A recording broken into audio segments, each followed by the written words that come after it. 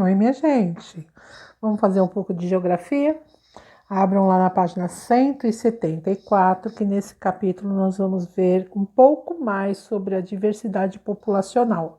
Nós já vimos um pouquinho já disso em outros bimestres e vamos dar continuidade e aprofundar mais no assunto, tá bom? Nesse capítulo você vai estudar a formação, a diversidade e as desigualdades socioeconômicas da população brasileira.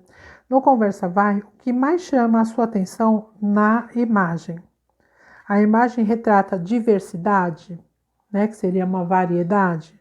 Você sabe o que é etnia e raça? E o que significa miscigenação?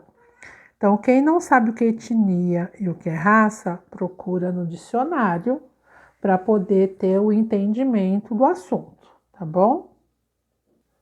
No Conversa Bem, o que pode diferenciar uma pessoa da outra? Vocês vão fazer essa tarjetinha, mas não tem certo nem errado, a resposta é totalmente pessoal, tá bom? O que eu acho que pode diferenciar uma pessoa da outra pode ser algo que você pense diferente. Não, eu acho que é tal coisa. Então, isso é muito pessoal. A formação étnico-racial do Brasil. A população brasileira é composta de diferentes grupos, tendo como principais agentes os povos indígenas nativos, os europeus e os africanos. Com o tempo, o contato entre esses diferentes grupos permitiu a miscigenação, que é o processo da mistura de etnias e culturas da nossa população. Até o ano de 1500, o território que se tornaria o Brasil era habitado somente por indígenas nativos, né, que nasceram, que já eram daqui. Com a chegada dos europeus, principalmente portugueses, o processo de miscigenação foi iniciado, dando início à formação da população brasileira. Nesse quadro aqui, vocês vão poder observar, né? Ele apresenta os números da população indígena no Brasil ao longo da história. Então, a quantidade de indígenas desde 1500 até 2010. E vocês vão observar que o número diminuiu drasticamente. Na página 176, vocês vão marcar texto, tá bom? No que a Pro marcou. Então, como podemos ver, a tabela população indígena diminuiu muito após a colonização do Brasil. Isso aconteceu em consequência dos diversos conflitos que ocorreram ao longo da história envolvendo europeus e indígenas.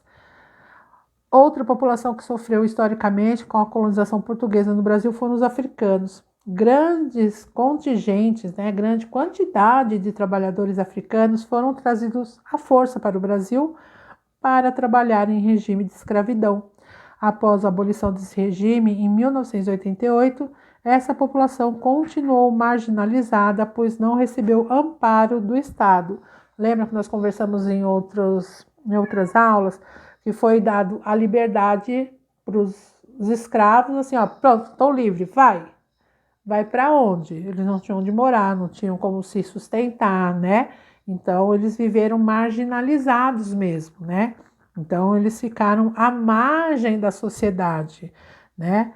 Então, eles não tinham recursos para se alimentar, não tinham empregos, né? E tudo isso dificultou muito o desenvolvimento, né, dessa etnia aqui no Brasil.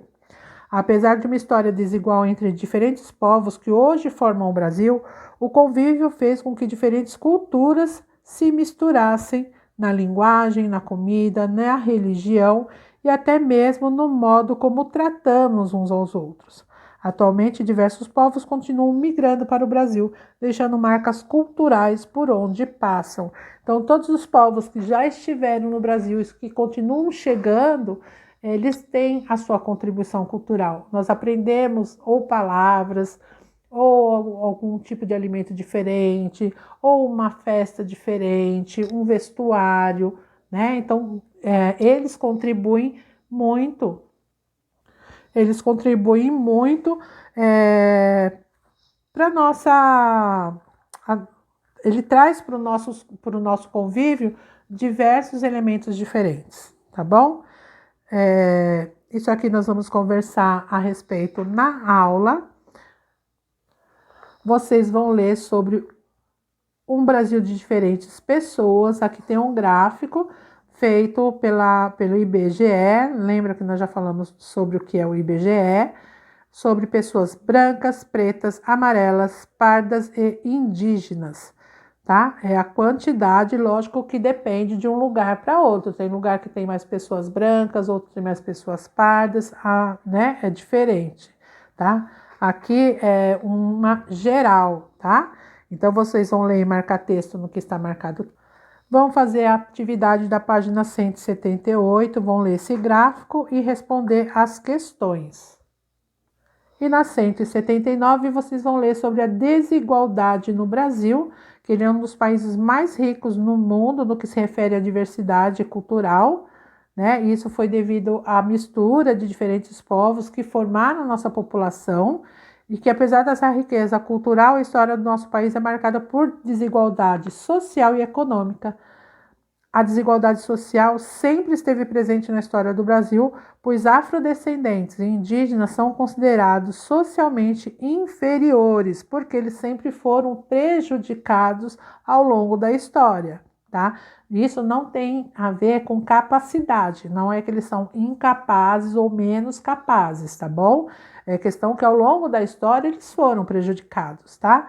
Em muitas cidades também há contrastes visíveis, pois há bairros muito desenvolvidos em relação à infraestrutura urbana e outros precários, né? Conforme a cidade cresce rapidamente, ela melhora alguns locais e quem não tem condições de viver aqui vai viver acolá, vai viver numa área de infraestrutura precária, onde não tem nem o mínimo de saneamento básico. Na página 180, além da desigualdade presente nas áreas urbanas, tem também as relacionadas ao desemprego. Muitos estudos demonstram que a população afro-brasileira e indígena enfrentam condições de vida piores em relação a outros grupos. Além disso, mesmo possuindo grau de instrução elevado, essa população recebe salário mais baixo que os demais grupos.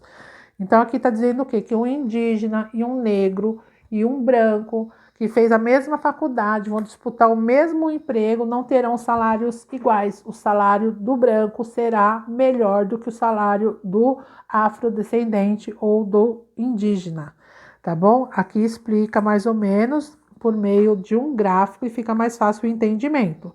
O verde se refere a pessoas brancas e o vermelho pessoas pretas ou pardas. O gráfico expõe a desigualdade socioeconômica entre população preta ou parda e branca.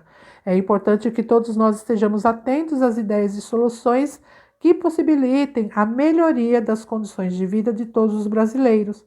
Um país em que as pessoas possuam condições dignas de vida, como moradia decente e segura, alimentação suficiente e saudável, educação de qualidade e emprego, serviços de saúde, transporte e segurança. Será um país desenvolvido socialmente e esse deve ser o principal objetivo dos governantes. A partir dessas leituras, vocês vão fazer a atividade do Mão na Massa na página 181 e atividade da fichinha 1. Qualquer dúvida, estou lá no grupo do Tira Dúvidas e a gente também pode tirar dúvida na hora da aula. Então não se desesperem, mas deem o melhor de vocês. Beijinhos, tchau!